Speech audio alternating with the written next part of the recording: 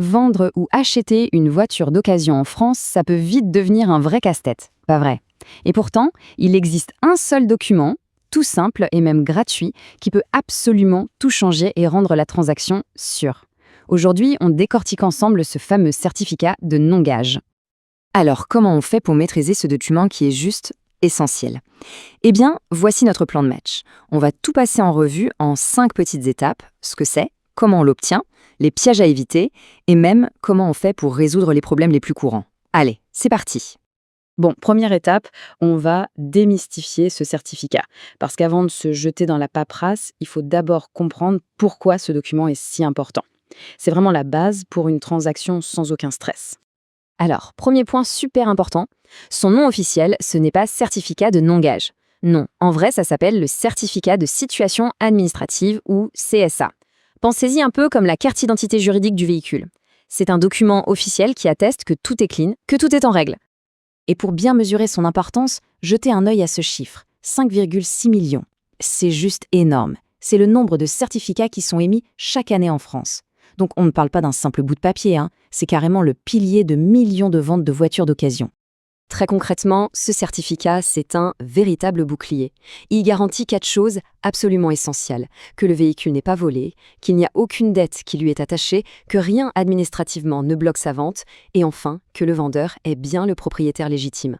Bref, c'est la tranquillité d'esprit assurée, que l'on soit acheteur ou vendeur. Et attention, ce n'est pas juste une formalité pour faire joli, c'est une obligation légale, et ça depuis 2017. Vendre une voiture sans ce certificat à jour, c'est prendre un risque énorme, celui de voir la vente tout simplement annulée par un juge. Ça vous donne une idée de son importance. Bon, maintenant, la question pratique, comment on met la main dessus? La super bonne nouvelle, c'est que c'est incroyablement simple. C'est même écrit là. C'est gratuit, ça se fait en ligne, et ça prend littéralement moins de 2 minutes. C'est la question que tout le monde se pose. On voit plein de sites qui proposent de le faire pour vous, mais de manière payante. Attention à ça. La procédure officielle du gouvernement, elle, est 100% gratuite. On va voir comment faire, tout de suite. Voilà la seule et unique méthode à retenir, la voie officielle. Franchement, c'est un jeu d'enfant.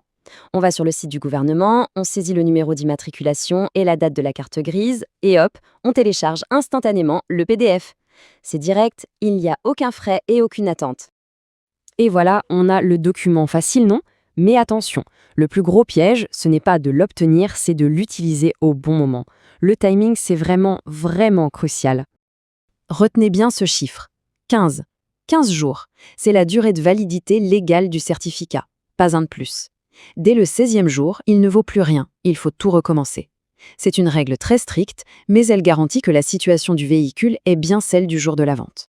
Cette petite chronologie, elle montre la stratégie idéale. Le vendeur demande le certificat 1 ou 2 jours seulement avant la vente.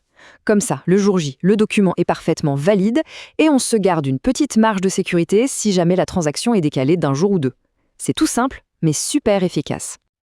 Ok, ce certificat est indispensable, c'est la star du dossier, mais il ne fait pas tout.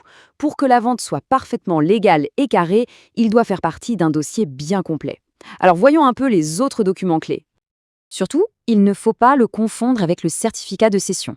Le certificat de non-gage, c'est le feu vert administratif de l'État qui dit « Ok, cette voiture peut être vendue ». Le certificat de cession, lui, c'est le contrat de vente privé entre le vendeur et l'acheteur. Ce sont 2 documents bien distincts, mais tous les 2 sont obligatoires. Et voici donc le dossier de vente parfait, la checklist ultime si on veut. Avec ces 4 documents réunis, la transaction est blindée. Pour l'acheteur, c'est la garantie de pouvoir immatriculer la voiture sans aucun souci. Et pour le vendeur, c'est l'assurance d'être dégagé de toute responsabilité future.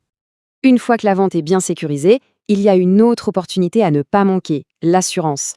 Changer de voiture, c'est vraiment le moment parfait pour comparer les offres. Les économies peuvent être assez dingues, comme on le voit sur ce graphique, que l'on soit jeune conducteur ou plus expérimenté. Bon, en général, tout se passe bien, mais parfois, il peut y avoir un petit grain de sable dans l'engrenage. On va voir ensemble les problèmes les plus fréquents et, surtout, comment on les résout pour que tout reste simple. Ah ça, c'est le problème technique le plus courant. On entre les infos, on est sûr de soi, et là, le système répond « véhicule non trouvé ». Surtout, pas de panique, les causes sont souvent très simples. 9 fois sur 10, la solution est toute bête. D'abord, on revérifie bien la saisie du numéro et de la date. Une petite erreur est si vite arrivée. Si tout est correct et que la voiture vient d'être immatriculée, on patiente juste 48 heures. C'est le temps qu'il faut au système pour se mettre à jour. Cette citation de l'équipe de JeSwitch.fr, elle résume parfaitement l'enjeu. Ignorer une mention gagée sur le certificat, ce n'est tout simplement pas une option. Le risque est total pour l'acheteur, qui se retrouverait coincé dans une impasse administrative et financière complète. Là, c'est le scénario un peu plus redouté. On pense que tout est en ordre et le certificat révèle une opposition. Le plus souvent, c'est à cause d'une simple amende non payée qui vient tout bloquer. Mais là encore, pas de panique, il y a une procédure très claire à suivre. D'abord, on contacte l'administration pour savoir d'où vient le problème. Ensuite, on régularise la situation, par exemple en payant l'amende. Et enfin, et ça c'est crucial, on attend bien la levée officielle de l'opposition avant de demander un tout nouveau certificat, un certificat vierge. Ce n'est qu'à ce moment-là que la vente pourra avoir lieu. Allez, en résumé, si on ne devait retenir que 4 choses, ce serait celle-ci. C'est gratuit et instantané. C'est obligatoire. Sa validité est de 15 jours, pas plus. Et son unique objectif, c'est de protéger tout le monde, que l'on soit vendeur ou acheteur. C'est aussi simple que ça. Finalement, ce certificat, c'est bien plus qu'un simple papier, non? C'est un vrai symbole de transparence. Et ça nous amène à une question un peu plus large. Au-delà de toute la paperasse administrative, qu'est-ce qui construit vraiment la confiance dans une transaction aussi importante que l'achat ou la vente d'une voiture? C'est une excellente question sur laquelle réfléchir.